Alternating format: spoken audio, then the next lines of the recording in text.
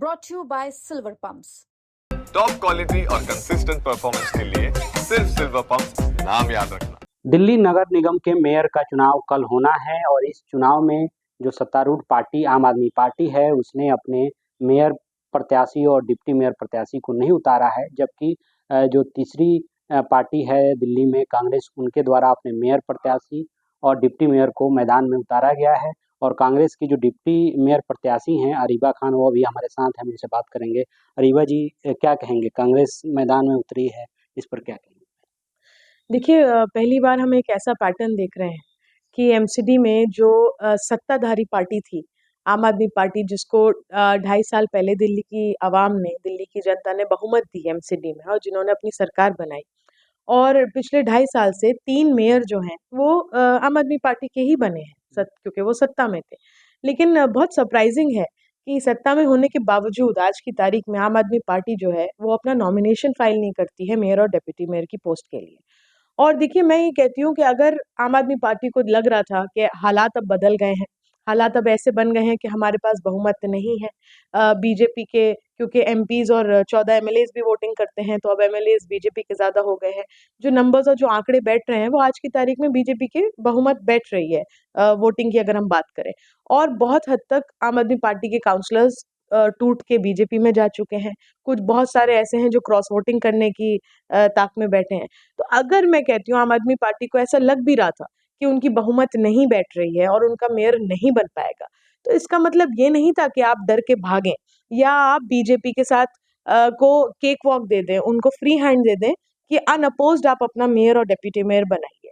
आप एक मजबूत ऑपोजिशन का रोल निभाना चाहिए था आपको। आपकी तादाद, आपकी संख्या इतनी थी कि आप एक मजबूत ऑपोजिशन के तौर पर अपना नामांकन करते मेयर और डिप्टी मेयर की पोस्ट का।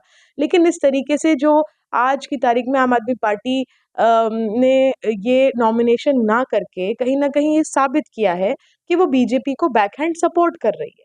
उन्हें अनअपोज्ड इलेक्ट करवा के उनका मेयर उनको सपोर्ट कर रही है। आप मुझे ये बताइए कि अगर हम लोग अपना नॉमिनेशन नहीं भरते तो 25 तारीख को तो इलेक्शन ही नहीं होना था। बीजेपी तो अनअपोज्ड जीत जाती, उनको तो आप एक केक वॉक दे रहे थे।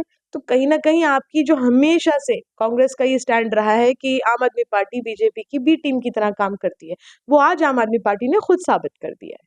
अच्छा, आपके 8 मेरे ख्याल से पार्षद हैं, तो क्या लगता है कि 8 पार्षदों के अलावा भी आपको मत मिलेंगे? और क्या किसी अन्य दलों से बात हुई है, आम आदमी पार्टी के पार्षद हैं उनसे बात हुई है, जो विपक्षी खेमा है, क्या वैसे मानसिकता जो सोच के जो लोग हैं उनसे बात हुई है क्या?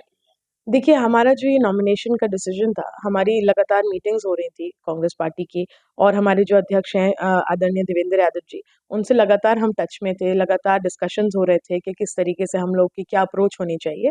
और फिर हमारा ये डिसीजन रहा, उनका हमें ये डायरेक्शंस रहे कि आपको इस तरीके से नॉमिनेशन भरना है, और हमने वो नॉमिनेशन करे। अब देखिए, रही बात कि हम 8 हैं या जीतने की बात, हर चीज़ देखिए आप एक ही एंगल से नहीं देख सकते।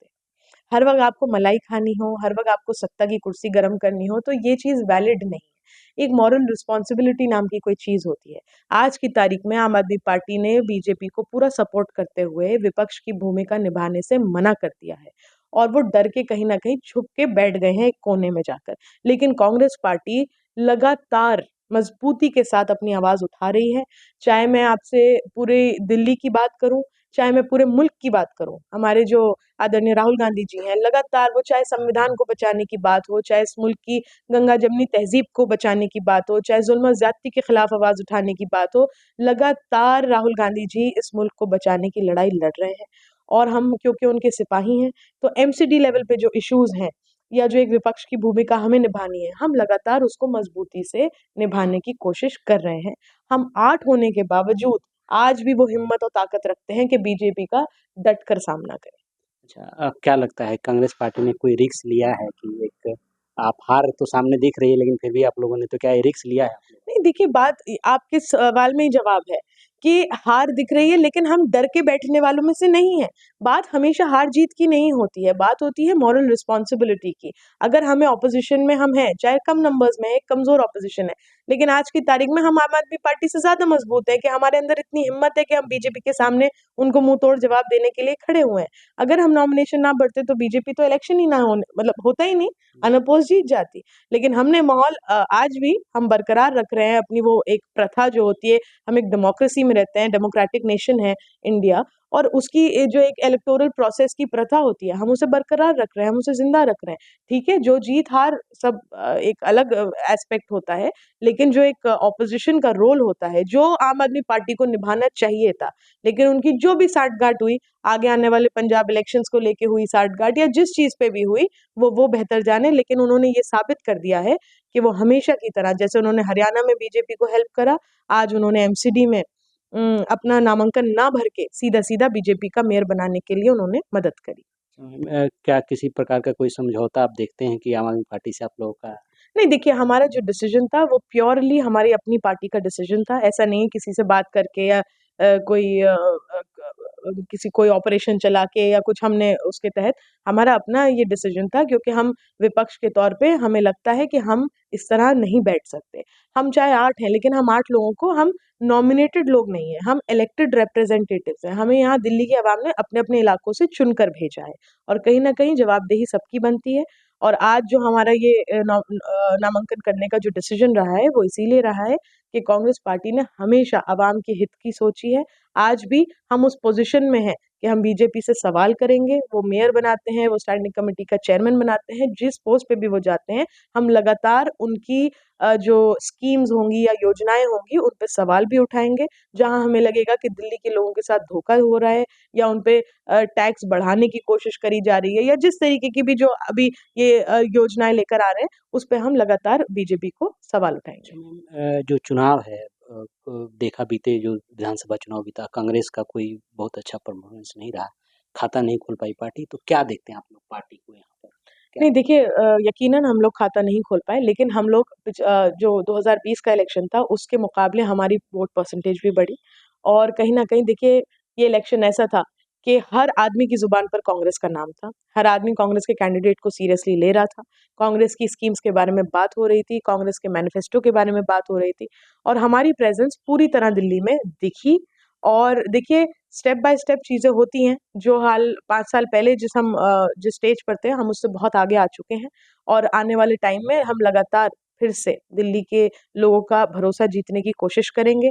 उनकी जो इश्यूज़ हैं उसको रेज़ करेंगे, उनके डेवलपमेंट की बात करेंगे। 5 साल ये सरकार यहाँ आके बैठी है, अगर ये वही पैटर्न अपनाएगी जो आम आदमी पार्टी ने अपनाया, तो दिल्ली की आवाम इनको भी मुँह तोड़ जवाब देगी 5 साल बाद। अच्छा, कोई आगे का प्लान, आप युवा नेता हैं चूँकि कांग्रेस का प्रदेश को देखती हैं पूरा, क्या लगता है आगे का कोई रोड मैप, प्लान कोई आपने कांग्रेस पार्टी को लेकर के आप लोग बना रहे हैं या सोच रहे हैं क्या? देखिए, अभी लगातार हमारी पार्टी में मीटिंग्स चल रही हैं। अभी कल परसों भी मीटिंग थी, कल भी हम संगठन को मजबूत करने की डिस्ट्रिक्ट लेवल पे, ब्लॉक लेवल पे, बूथ लेवल पे हमारी लगातार मीटिंग्स चल रही हैं, और इंशाल्लाह मुझे उम्मीद है कि बहुत फ्रूटफुल रहेगा इसका रिजल्ट। हम लगातार एरियाज़ में जा रहे हैं, डिस्ट्रिक्ट्स में जा रहे हैं, एक-एक विधानसभा पे फोकस कर रहे हैं, ब्लॉक्स पे फोकस कर रहे हैं।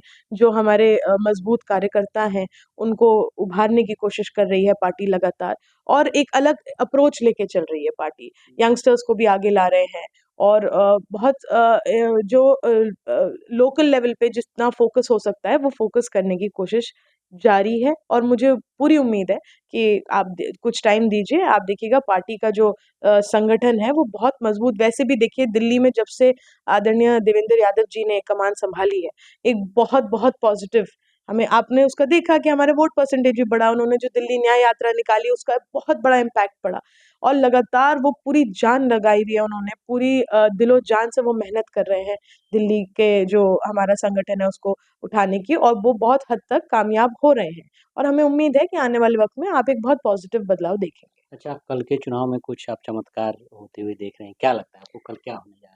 नहीं, देखिए, मेरा फ़र्ज़ था कि मेरी पार्टी ने जो मुझे ज़िम्मेदारी दी, मुझे डिप्टी मेयर के कैंडिडेट के लिए नामांकन के लिए कहा, मैंने उसको पूरा किया। और अब देखिए, कल जो होता है वो इलेक्शन प्रोसीजर 2 बजे के करीब स्टार्ट होगा, तो हम तो अंदर जाएँगे, और अपनी पूरी कोशिश करेंगे जितना हो सकता है। बाकी ये है कि आम आदमी पार्टी में अगर ज़रा भी इंसानियत है और अगर वो ये बात सही जो वो क्लेम करते हैं, अगर वो कहते हैं कि वो बीजेपी की बी टीम नहीं है, तो कल वो बीजेपी के खिलाफ वोटिंग करके ये बात साबित करें। थैंक तो आप देख सकते हैं ये हैं अरीबा खान, जिनका कहना है कि जो आम आदमी पार्टी है वो जब चुनाव लड़ने का फैसला की तो फिर कांग्रेस पार्टी ने अपने प्रत्याशियों को चुनाव मैदान में उतारा है और हम पार्टी के निर्देशानुसार चुनाव मैदान में हैं और कल चुनाव में भाग लेंगे। आशुतोष कुमार।